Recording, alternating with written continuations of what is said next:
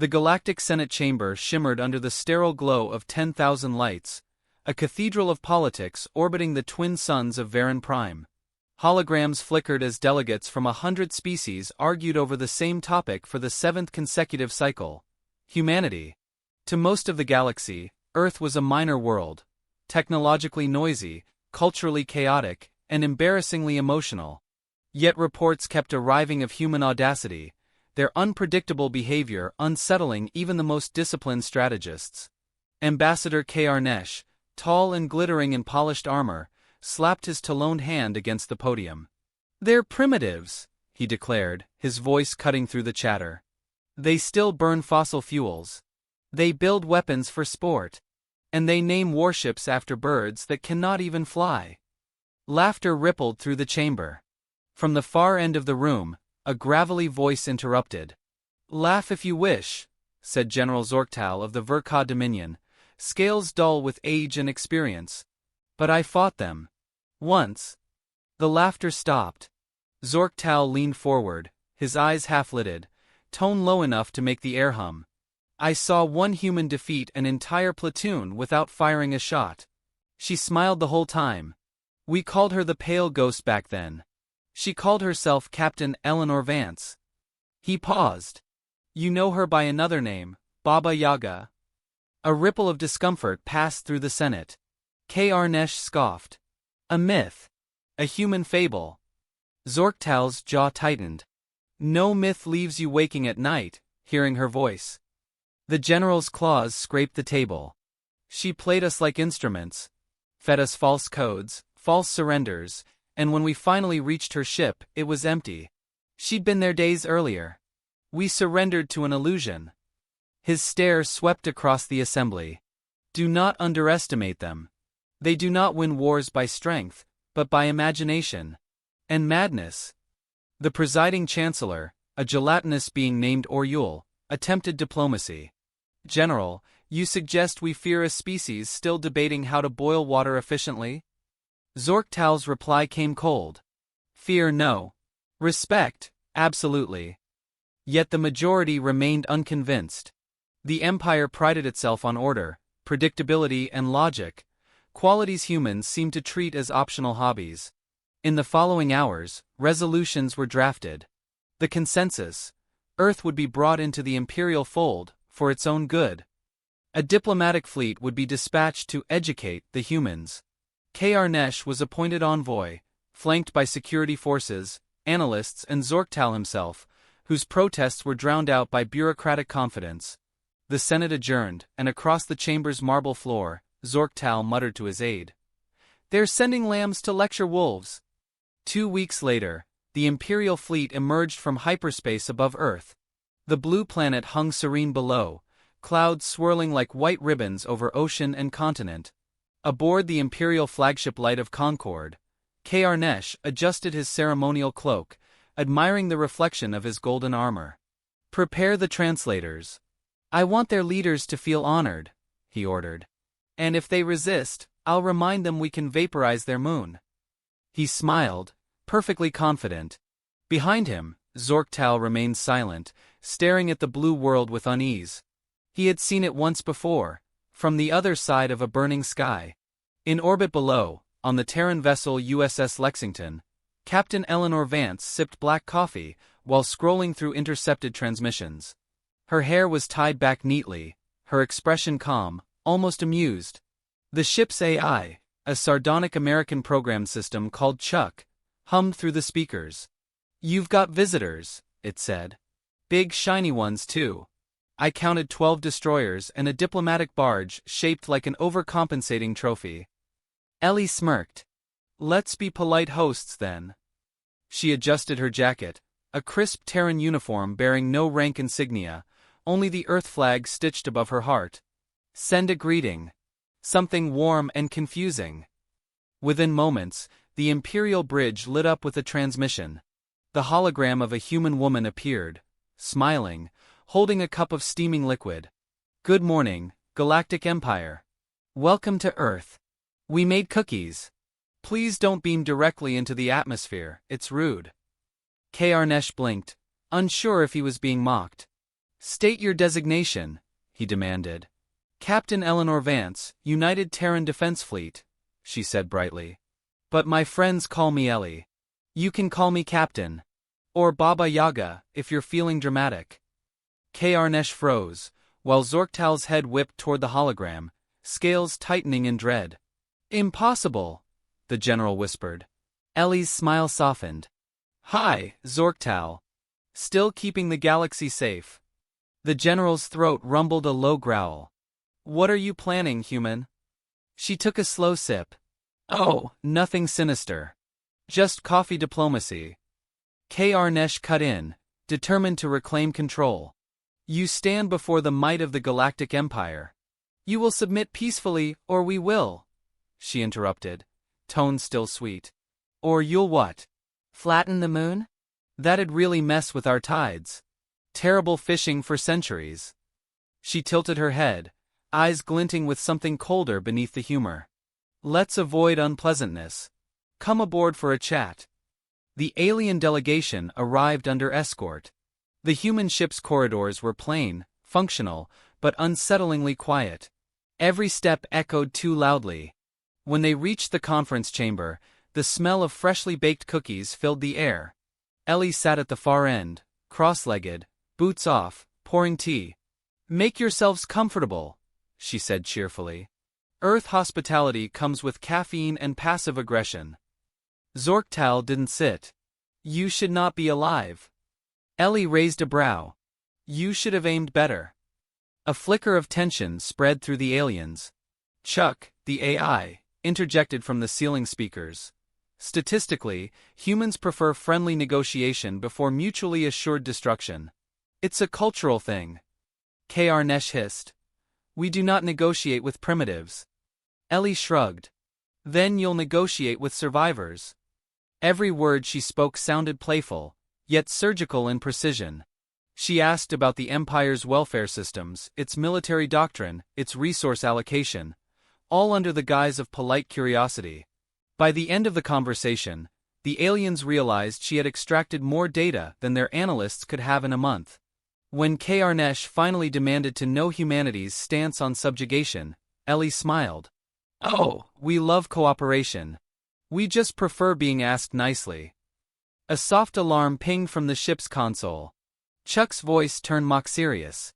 Captain, our guests brought a few extra ships into orbit. Should I wave hello with the orbital cannons? Ellie didn't even look up. No, Chuck. We're still being polite. Then, turning back to Karnesh, she said, I appreciate your visit. But next time, bring better cookies. Yours taste like despair. When the aliens departed, Zorktal lingered, glancing back once more. You won't win this war, he warned quietly. Ellie smiled without warmth. Win? Oh, General, we're not planning to win. We're planning to teach. Later, as the Imperial fleet drifted away, Private Lur, the youngest soldier aboard, asked his superior, Who is she? Zorktal didn't answer for a long time. The stars glimmered in the viewport like the eyes of watching predators. Finally he whispered, Don't kill her. She is Baba Yaga. And somewhere deep below, on a blue and green world, Captain Eleanor Vance lifted her coffee mug toward the heavens and murmured, Lesson 1 begins at dawn.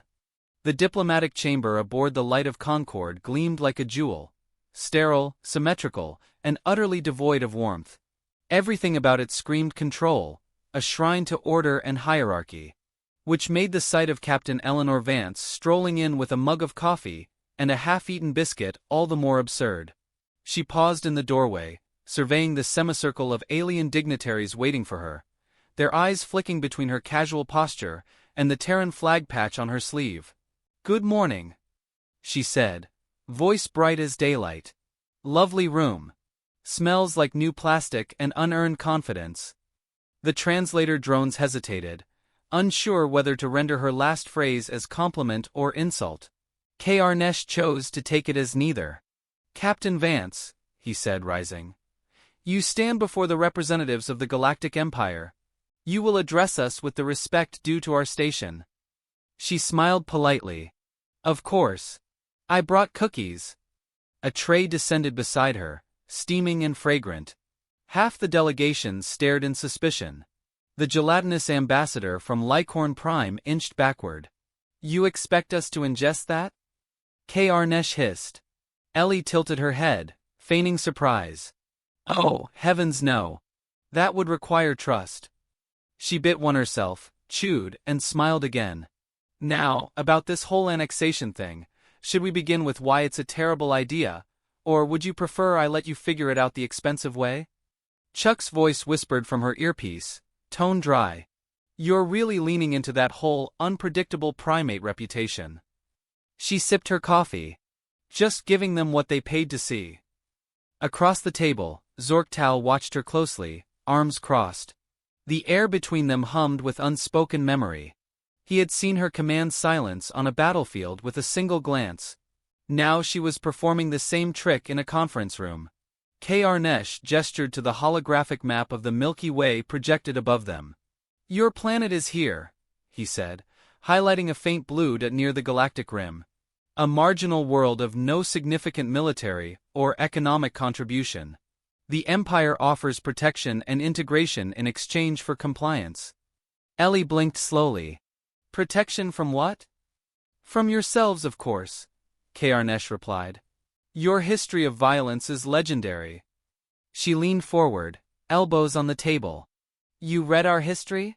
Then you know we tend to make legends out of violence." A murmur passed through the room. Zorktal's jaw flexed. The others tried to read her expression, but her eyes remained unreadable. Bright, amused, dangerous. "We didn't come to discuss metaphors," Karnesh snapped. "Your leaders have one chance to sign the charter. Refusal will be interpreted as hostility." Ellie exhaled softly.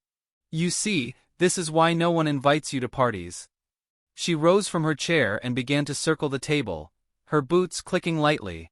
"Do you know what humanity does when faced with overwhelming odds?" The ambassador from Lycorn Prime croaked nervously. "Negotiate." She grinned. "We bake snacks and plan the funeral logistics, yours." Chuck snorted through her earpiece. "That one's going in the highlight reel." She ignored him, stopping beside the main display. "Here's the thing. You think you're bringing order. But what you're really bringing is curiosity. And if there's one thing you should never give humans, it's a reason to be curious." She tapped a key, and the hologram flickered. Instead of the galaxy's neat Imperial sectors, the display now showed Imperial supply lines, fuel depots, and strategic bottlenecks, all annotated with small, smiling emoji faces. "Your infrastructure is fragile," she continued calmly. "You centralize too much. Dependence on gate networks. Predictable patrol schedules. Really, it's adorable." Karnesh lunged forward. "How did you get this data?" Ellie shrugged. "We asked nicely. You'd be amazed how fast systems open when you rename your requests routine diagnostic maintenance." She gestured back toward her ship. "We call it polite hacking."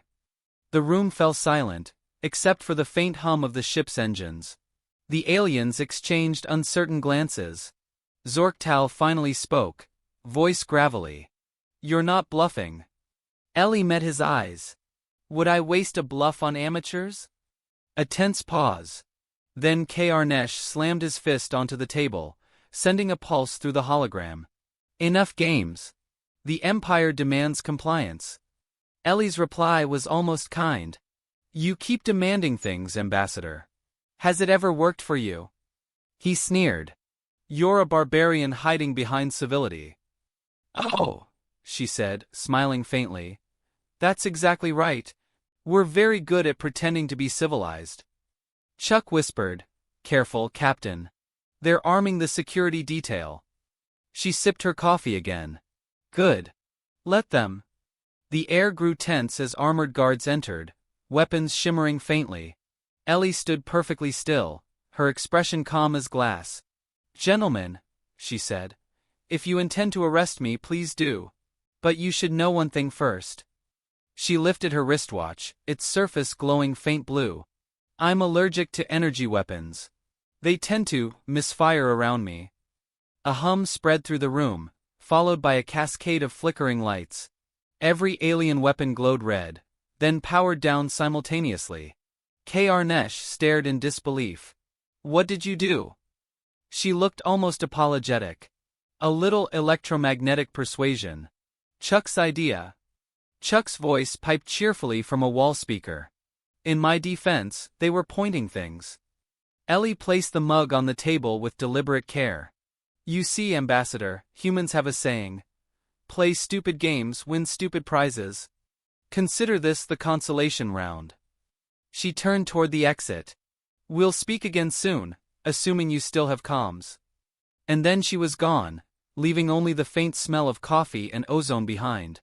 Zorktal stood motionless long after she'd left. Karnesh barked orders for system diagnostics, but nothing worked. Their sensors flickered, comms jammed, the ship's navigation flickered between sectors like a nervous pulse. She's already inside our systems, whispered the Lycorn ambassador. Zorktal said nothing. He was remembering a battlefield 20 years earlier, where an entire fortress had gone dark without a shot. He had thought that impossible once. He didn't anymore. When the emergency lights finally stabilized, Karnesh found Zorktal staring out the viewport at the distant blue marble below. You think she'll attack? He asked. Zorktal's voice was hoarse. Attack? No. She'll wait until you provoke her. And then she'll make sure you blame yourselves. Down on Earth, aboard the USS Lexington, Ellie leaned back in her chair as Chuck replayed the scene from the alien's perspective. You really enjoy terrifying people, don't you?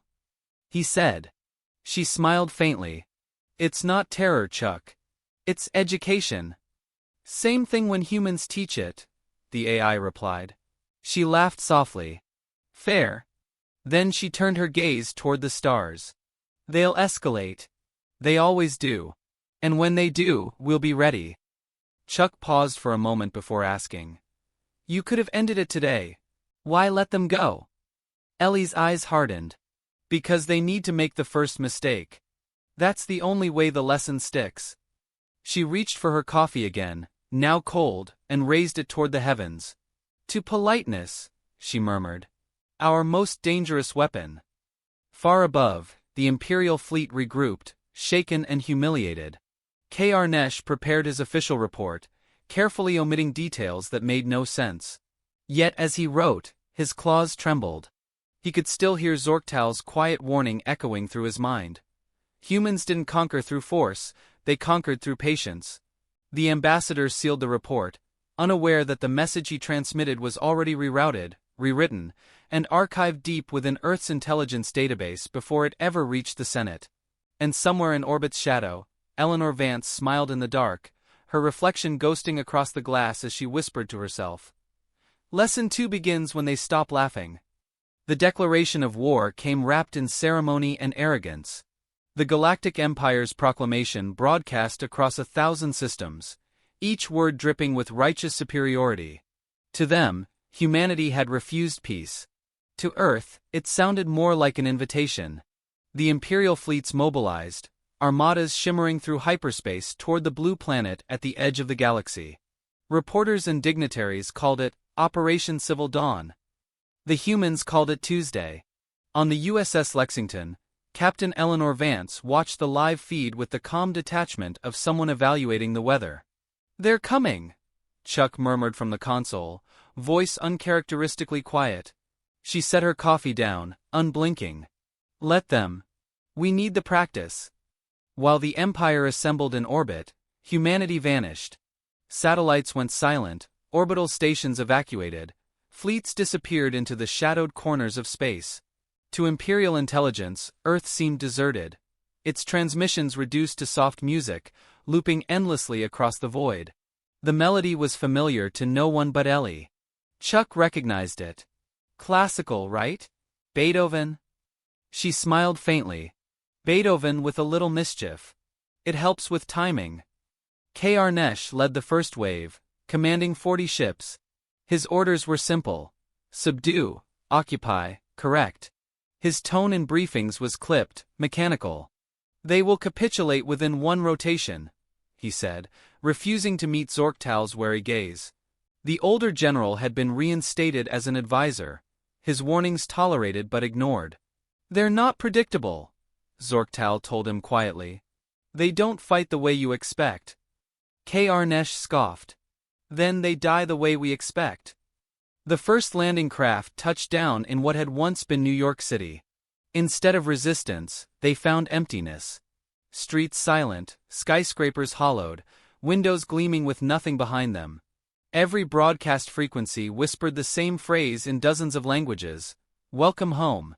Soldiers swept the area, sensors searching for heat or movement. Nothing. Then the first explosion came, not from a weapon, but from a collapsing data hub. The entire Imperial network within the Sol system flickered, then crashed. Karnesh shouted for updates, but the words came garbled through static. His flagship's AI stuttered, repeating fragments of old human songs. "You've been hacked," Zorktal muttered. "They're playing with you." In orbit, Ellie watched from a hidden observation relay deep within the asteroid belt. Chuck tracked the chaos with silent admiration. "They've lost half their logistics channels," he reported. "And their navigation grids looping coordinates like a bad GPS." Ellie smiled. "Excellent. Stage 2. Her plan, codenamed Operation Matryoshka, unfolded precisely as designed. Human vessels, apparently derelict, adrift for centuries, began transmitting distress calls. Imperial fleets diverted to assist, only to discover the ships empty. The moment they scanned them, the vessels came alive, releasing swarms of electromagnetic decoys. Sensors flooded with false readings. Fleet captains shouted conflicting orders, some firing on their own allies. Back on the Light of Concord, Karnesh was losing control. "This is sabotage," he roared. Zorktal didn't look up from the tactical display. "No, Ambassador. This is art." He tapped the screen where a human transmission had replaced Imperial encryption, a simple animated smiley face followed by text: "We told you we were friendly, not harmless." The Empire retaliated in confusion, launching blind salvos into the void. One missile collided with a derelict station, triggering a chain of explosions across their own refueling grid. Ellie's voice cut through every open channel, calm and polite. "Attention, Galactic Empire. Please refrain from firing. You're littering." Then, silence again. Her tone was courteous, but beneath it ran an undercurrent of amusement, predatory and precise. Zorktal studied the growing chaos. "She's not just winning," he murmured, "she's teaching." On Earth's surface, abandoned cities flickered with projected illusions, entire armies rendered by holographic fields, drawing Imperial troops into empty ambushes. When the aliens finally realized the trick, they found their own supply depots had been stripped clean. Every captured human ration pack contained microtransmitters, feeding data back to Ellie's command. The entire invasion force had become her test subject. "Casualty estimates?" Chuck asked. Ellie didn't answer immediately. She stared at the shifting map before her. Red dots marking enemy fleets, blinking out one by one. "Minimal," she said finally. "They're not dying. They're retreating. That's the point." Chuck hesitated. "You're playing with them." "No," she said softly. "I'm teaching restraint. We can end them whenever we choose. But terror lasts longer than destruction." 3 days into the war, the Empire declared orbital victory. Their fleet reports claimed human forces destroyed, their planet subdued. Yet when Karnesh ordered a live broadcast of the triumph, the feed opened not to Imperial cameras but to Ellie herself. She sat in a command chair, a mug in hand, smiling faintly. "Congratulations on your victory," she said. "We surrender." The room behind her seemed peaceful, unthreatening. Then the stars outside the viewport shifted, and the entire Imperial fleet realized the horrifying truth. She wasn't broadcasting from Earth. She was broadcasting from their central command ship. Panic erupted. Security rushed to the bridge, finding it empty except for the echo of her recorded voice. "Thank you for your hospitality. Please enjoy your complimentary software update." Moments later, every Imperial ship's AI system rebooted simultaneously, their navigation recalibrating to random coordinates. Fleets scattered across light years, unable to regroup. Karnesh screamed into dead channels, orders lost in the static. Zorktal stared into the void, whispering, "Baba Yaga walks the stars again." By the 7th day, the war collapsed under its own weight. Entire sectors went dark, command hierarchies broken. Rebellions ignited within the Empire as dependent worlds seized the opportunity to defect. The humans hadn't fired a single planetary weapon. Their victory was pure misdirection and timing. Ellie stood at the center of it, tranquil amid the storm, her strategies rippling across the galaxy like quiet laughter. On the Lexington, Chuck broke the silence with mock formality.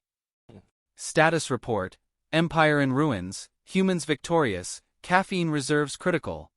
Ellie chuckled softly. Then we're ahead of schedule.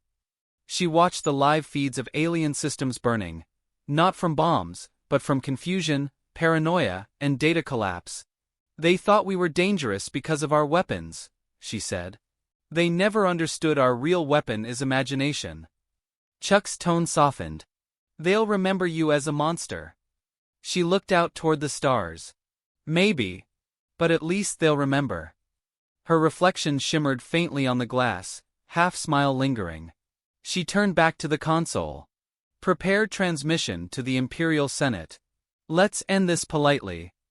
When the message reached the Empire's capital, it wasn't a threat. It was a recording of Ellie's voice, calm and even. We accept your surrender, she said. Peace was always an option. You simply chose the longer route. The transmission ended with a quiet tone, then a line of text across every Imperial display. The war humanity didn't start has ended. Please do not attempt another. Zorktal watched the message from a distant outpost, unable to decide if he felt relief or despair. He had seen empires fall before, but never to laughter. What now? His aide asked quietly. The old general's gaze lingered on the dark expanse of space. Now, he said, we wait for her next lesson. And somewhere, light years away, Captain Eleanor Vance poured another cup of coffee, the faintest smile curling her lips as she whispered. Lesson 3 begins when they think it's over. The war had ended, or so the galaxy believed. The Imperial fleets had limped home in fragments, their once proud banners burned out against the dark. Systems once loyal to the throne now whispered the name Eleanor Vance, with the same tremor ancient priests reserved for gods. To them, she was no longer a captain. She was a phantom, a teacher, a myth. Among the alien worlds, they called her Baba Yaga of the stars, the woman who brewed war like tea, steeped in patience and served cold. Ellie herself found the title amusing. On board the USS Lexington, she was once again doing what she had done before all of this began, making tea. The ship's mess hall was dimly lit, the hum of the engines a low, steady rhythm beneath her feet. Chuck leaned against the doorway, watching steam rise from the kettle. You know, he said, if the Empire could see you now, they'd never believe you ended them with a keyboard. Ellie poured the tea carefully, her movements precise. That's the problem with them, Chuck. They only recognize power when it's loud. She handed him a cup. We prefer quiet victories. Outside the viewport, a small diplomatic vessel drifted closer, a gleaming silver craft bearing the insignia of the new Galactic Concord. It carried no weapons, only emissaries. They want to negotiate, Chuck said, reading the incoming message. A peace summit. Hosted by you. Ellie arched an eyebrow. Tea and politics. The deadliest combination. When the visitors arrived, they were nothing like the warriors who had once invaded Earth. Zorktal led them, his scales dulled with age, his once fierce eyes weary. The war had cost him everything except his dignity. Behind him followed 3 others, an insectoid scholar, a reptilian envoy, and a humanoid cleric draped in white silk. They bowed, cautious but not fearful. Ellie greeted them with her usual composure. Welcome aboard, she said. Please sit. I've prepared refreshments. The table was already set. Cups, saucers, and a porcelain teapot painted with constellations. Steam curled lazily into the air as she poured each guest a measure. Zorktal's claws trembled slightly as he lifted his cup. You honor us, he said, his voice hoarse. You could have destroyed us. I could have, Ellie agreed. But destruction is inefficient. Education lasts longer. The insectoid scholar leaned forward, clicking softly. Then teach us, Captain. How did you win? Our fleets were vast, our weapons superior. Yet you crushed us without bloodshed. Ellie smiled faintly. You made the same mistake every empire makes. You believed in control. Humans thrive in chaos. You trained your soldiers to follow orders. I trained mine to improvise. She set her cup down gently. That's all war is, an exam in creativity. Zorktal studied her face. You still speak like a soldier. Habit, she said. I used to believe in orders too. Until I learned that survival requires disobedience. Chuck joined them, carrying a tray of biscuits. Don't let her modesty fool you, he said. She once rerouted an entire fleet using a children's video game server. The cleric blinked. A game? Ellie chuckled. Strategy is universal. Whether you play chess or command galaxies, the principle is the same: anticipate, adapt, mislead. For a while, they drank in silence. The tea was fragrant, smooth, earth-grown, not synthesized. For Zorktal, it was the first time in years he had tasted something that wasn't rationed or recycled. He savored it like confession. You call this a peace summit, he said finally. But it feels more like a lesson. It is, Ellie replied. Empires fall when they forget humility. You came to conquer us. Now you ask us how to rebuild yourselves. The irony should not be lost on you. The reptilian envoy bristled. You speak as though humanity rules now. Ellie met his gaze without flinching. We don't rule. We influence. Power is temporary. Influence endures. You can rebuild your empire, or you can build something better. That's your choice. Zorktal leaned back, exhaling slowly. You sound like someone who no longer trusts victory. Ellie looked out the window, her reflection framed against the stars. Victory is overrated. It breeds complacency. What matters is what comes after. Her tone softened. You've seen what happens when fear governs policy. So have we. The insectoid scholar tapped his mandibles thoughtfully. Then tell us what humanity intends now. Will you lead the galaxy? Chuck laughed before she could answer. Lead? No. We're too disorganized for that. But we'll be watching. Think of us as your conscience. Annoying, unpredictable, impossible to silence. That drew a low rumble of amusement from Zorktal, the closest thing to laughter his kind could manage. A fitting punishment, he said. To live with humans as our teachers. Ellie stood, collecting the empty cups with practiced grace. Not teachers, she corrected. Partners. If you truly wish for peace, it must be shared, not imposed. As the guests prepared to depart, she handed each of them a small tin of tea leaves. A gift, she said. From Earth. Brew it when you forget what peace tastes like. When they left, the ship felt oddly quiet. Chuck lingered by the table, swirling the last of his tea. You think they'll actually listen? Ellie sat down across from him, her gaze distant. Some will. Some won't. Empires don't change overnight. But ideas spread faster than fleets. He nodded, thoughtful. And what about us? What's next? She hesitated. Next, we disappear again. Let them believe the witch has gone back into the forest. It's easier to teach when they stop looking for you. Chuck smiled faintly. You really are Baba Yaga, aren't you? Ellie tilted her head, half amused, half wistful. Maybe. Or maybe I'm just a woman who likes her tea hot and her enemies polite. Outside, the stars drifted by, cold, endless, indifferent. Somewhere among them, new empires were already rising, new wars simmering in the dark. Ellie knew peace was temporary, a fragile illusion held together by words and willpower. But for now, she allowed herself a rare indulgence: silence. She poured herself another cup, savoring the warmth, the faint scent of jasmine and smoke.